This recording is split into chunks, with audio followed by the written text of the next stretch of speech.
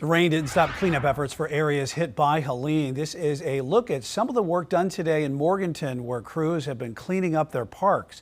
Officials say it could take millions of dollars ultimately to fix. As Queen City News anchor Derek Dellinger found out, fixing it all will not come quickly. Around 2.5 months in, it's a lot better than it was, but there's still a lot left. Morganton city officials have been working to figure out what all needs to be cleaned up from Helene and how much it'll cost.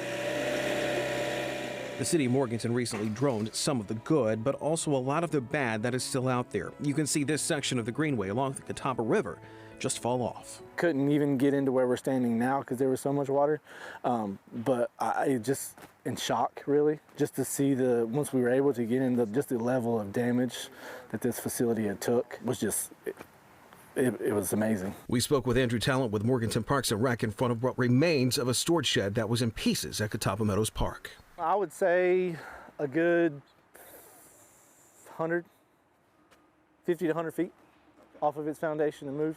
The effort to get this all addressed has been the next big step for Morganton city officials. Queen City News has told you about the economic hit that has been taken in Burke County by Helene, but some of the attractions that take advantage of the area's natural surroundings, being so close to the Catawba River, are at least out of operation for the next year, if not longer. To rebuild that bank, to do it in a way that we would be required to do, and to fix that greenway along that section, 200 feet, 250 feet, would be about $1.5 million. Wow. Just that piece. The work and how much it'll cost recently brought up at a Morganton City Council meeting.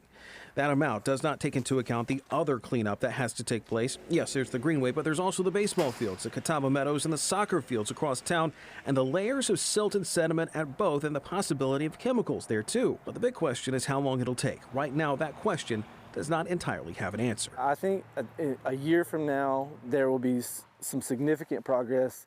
It will be cleaned up. As far as reopened and back to usability, we just don't know. Yeah. It could be a year, it could be 2 years, it could be 3 in some areas. It just really depends on the severity level of each individual section. Derek Dellinger reporting. Now, the greenway damage is so bad that it makes much of the area inaccessible. City officials want the public to be aware that the area is still dangerous and warn to avoid it for your own safety.